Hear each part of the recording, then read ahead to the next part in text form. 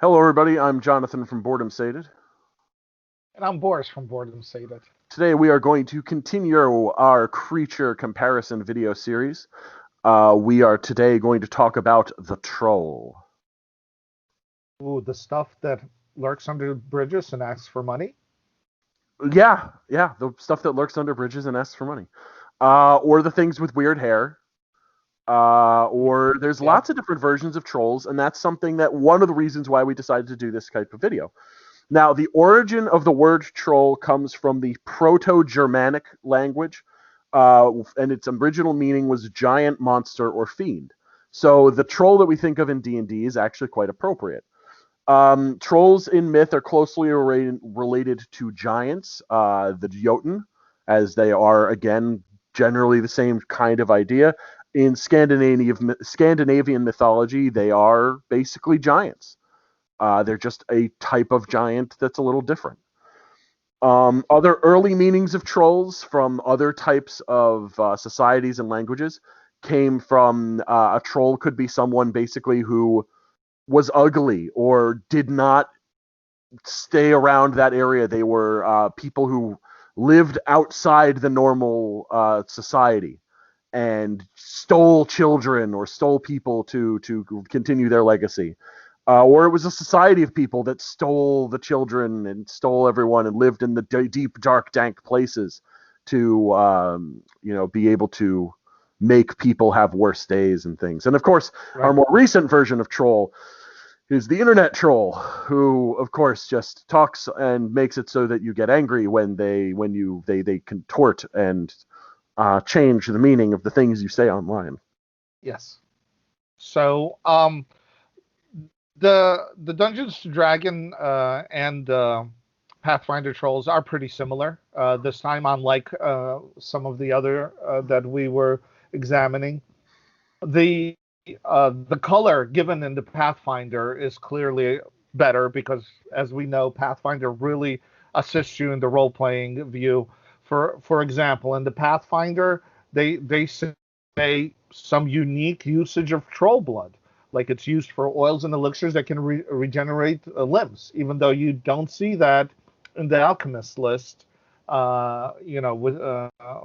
Within the system, and they also say that it can be used as a gas that causes everybody that uh, gets hit by it to go into a rage.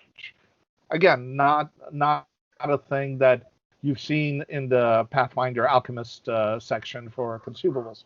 So Now, they definitely add a color that way.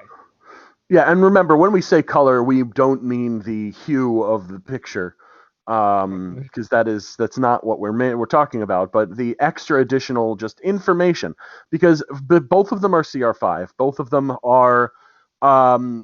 them have regeneration, both of them's regeneration stops when you hit them with acid or fire. Both of them, at least I believe, both of them have a weakness to fire. Yes. Or no, the Pathfinder 2 version has a weakness to fire. The 5th edition one doesn't have any weakness because they like to get rid of the resistances and weaknesses as much as possible in Pathfinder or in 5th edition. Right. They have regeneration. They have in 5th edition they have keen smell. They've got multi attack, all that kind of fun stuff. Their general rules are basically the same. Their CRs are basically the same. They're a fun creature, but there's many versions of the troll that you can play with. There's war in fifth edition, one of the older versions of the troll that I've loved to use is the war troll, which is a smarter troll that really likes to use great swords. Right. And Uh, in Pathfinder, they have the Troll King, which is a much larger troll that gets some extra abilities and um, is known to lead his warband of trolls on conquests. so there's a lot of things that we can do with trolls that we're not talking about here.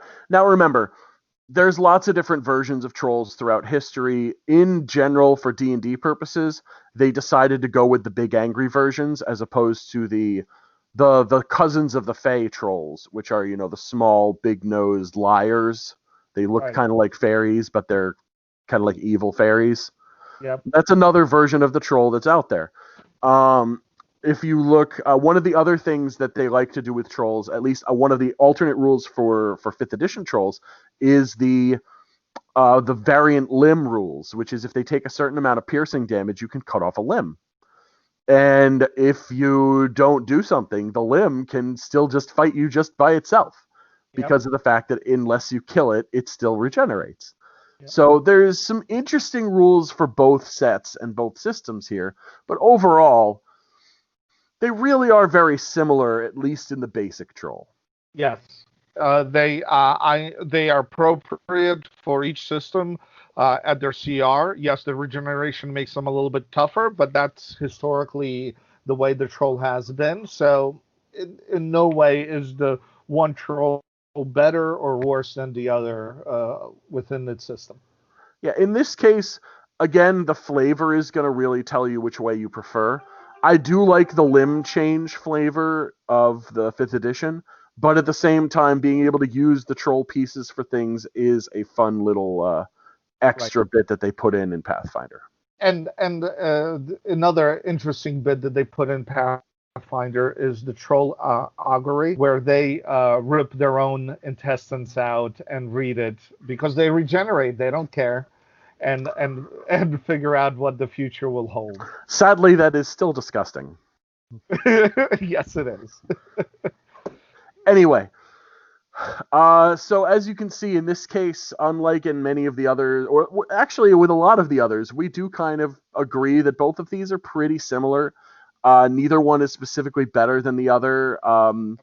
Trolls are just a really fun creature to play around with. You can always give trolls levels. I've played characters that were troll-like characters because in some systems trolls can be PCs.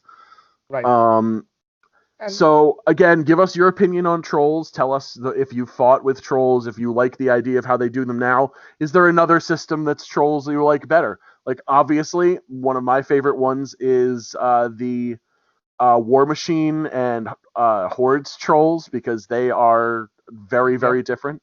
Um, And and I also like the Ruin Quest trolls because not they really go into their own cults, uh, and they really go into how those trolls are different depending on which cult they worship. So not only are they different by like being from mountain trolls or hill trolls or water trolls, they're also different because of the different god that they could be worshiping. So uh, that really gives an interesting view on troll as a society. And that's another thing that should be mentioned. Some types of trolls, which probably exist but don't currently exist, at least in these books right now, is the water troll. Water trolls don't care about fire. They only lose their regeneration to acid. So there are Yes. different versions of trolls out there, and that is one of the things that does make them more fun. But for right now, we're going to work with what we have and what we have the ability to see at least easily in the books. So those are the ones that we're going to work with. Yep. So please subscribe, like, or dislike. But if you dislike, please let us know why so we can improve. Leave comments. And I'm Boris from Boredom Stated. Yeah, I'm Jonathan from Boredom Sated. I hope you guys had fun. I hope you have a good day, and we'll see you guys next time.